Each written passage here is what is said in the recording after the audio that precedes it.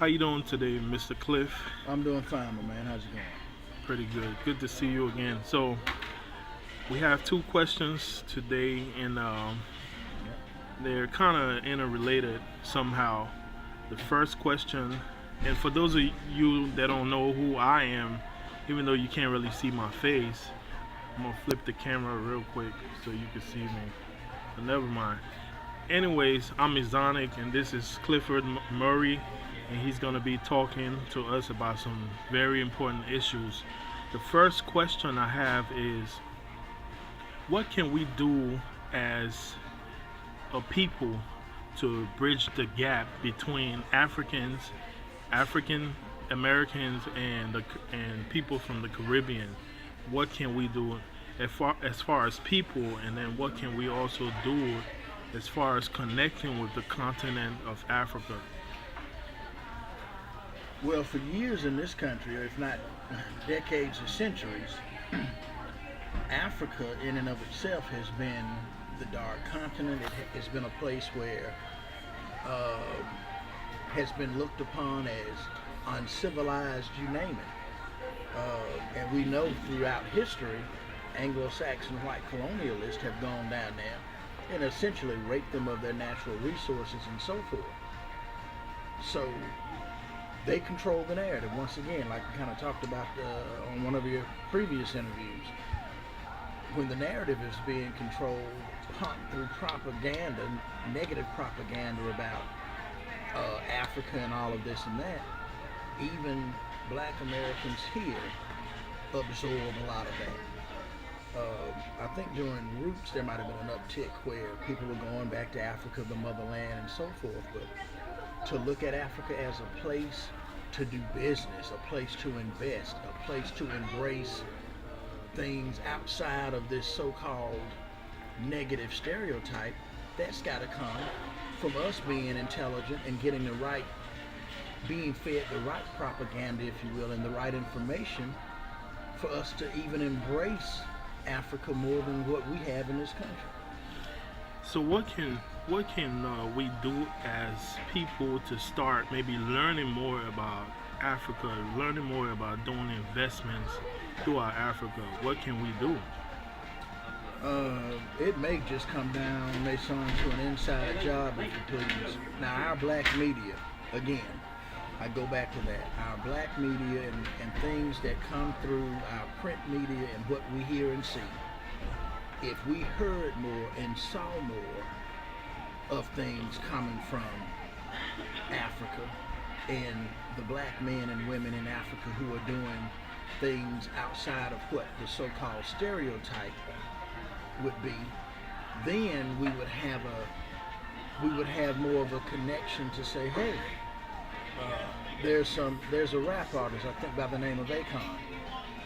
He's taken a leadership role in actually, through investments and marketing, a different type of Africa than we've been accustomed to seeing.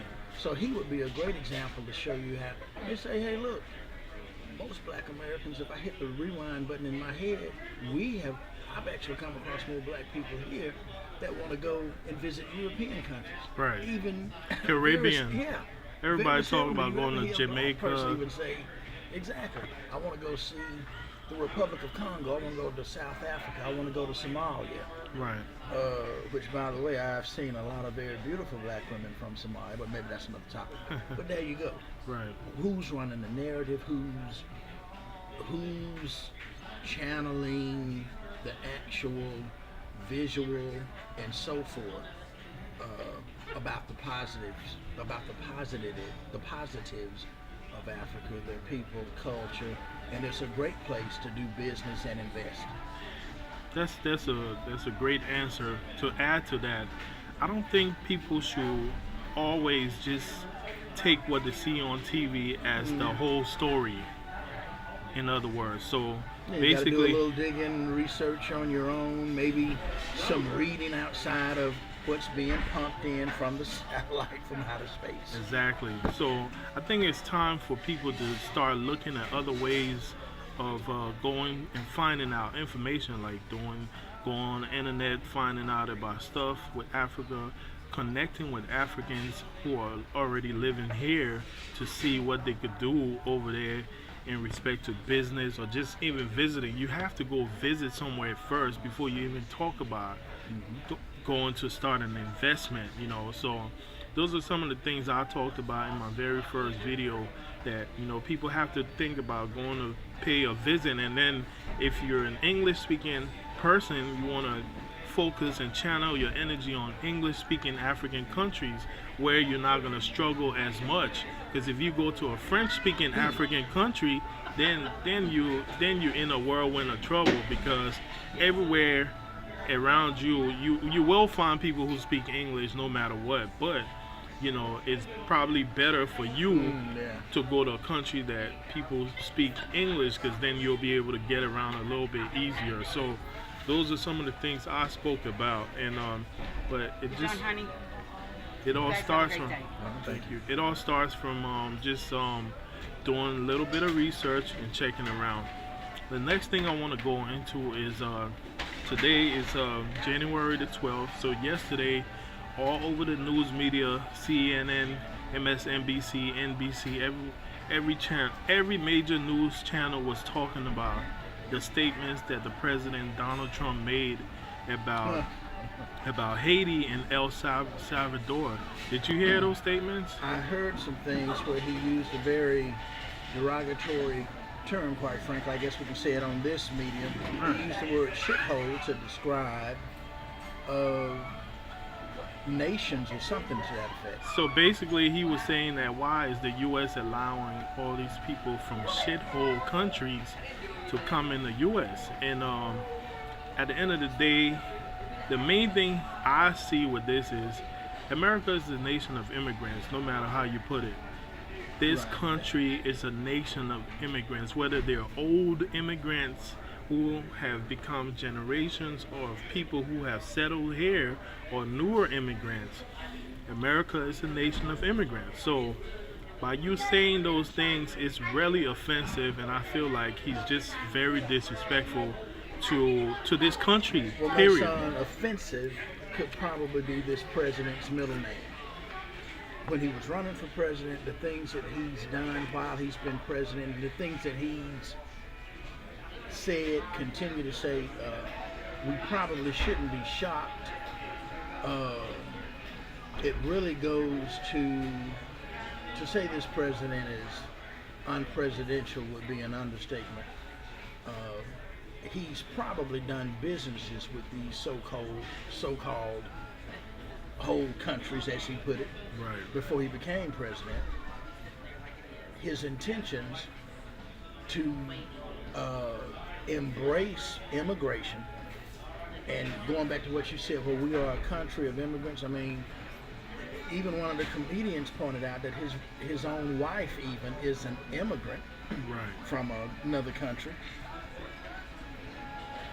Those statements that he made just go to his character, his unbelievable, his unbelievable mindset. You know, the heart, you know, what out of the mouth, the heart speaking. This guy is just unbelievable. The one thing I'm kind of waiting to see in the aftermath of this, the leaders of these so-called countries, what are they going to say, and how are they going to respond? That's one a really thing good we point. understand about Trump running his mouth and everything, but one of the things that kind of, let's just say, somewhat disturbed me, do we just sit back and just let him run off at the mouth without any positive rebuttal at all? Without checking him, as black people say. Check it. Yes. Somebody has He would to be check checked. him. Somebody has to check him at this point, because I agree. with African countries doing a lot of business and trade with the United States, and this president is not even respecting some of these countries, I feel it's by time some of them say, look, we're going to pull back a little bit, so you could see what it feels like to not have oil, or to not have the abundance of oil, to not have the abundance of cocoa. Well, I've said it a million times before. The Anglo-Saxon colonialist has probably referred to these countries in the same way after they've raped them for their natural resources. Exactly. So, at the end of the day, man, it's just time that I feel we could talk about black unity again as far as black business. It's by time for black people to start supporting each other's businesses and start looking into Caribbean countries, African countries to establish business, because at the end of the day, you have to make friends with people who kind of align with you on the same thing. Mm-hmm. You see what I'm saying? So I feel like it's by time for us to start putting those things in place now instead of waiting for later on when things are really bad. It's always good to have a second home. It's good to have your home, but it's always good. It's almost like having a backup plan. Right. It's like having a backup plan. If you get tired with one situation, you have a backup plan. You can use that backup plan, and that's what it's about. But peace and love to you, my brother. Thank you so much for this, and we're gonna continue. We're gonna keep on updating the people with current events and things as it relates to them. It's by time for black people to support each other's businesses. Go to a black-owned business this weekend, whenever, and show some support. Take out $5, $10, whatever. Get online, order some products, and help out a black-owned business. But thank you very much, and we're gonna wrap this up. African Kings of Hip Hop. Peace.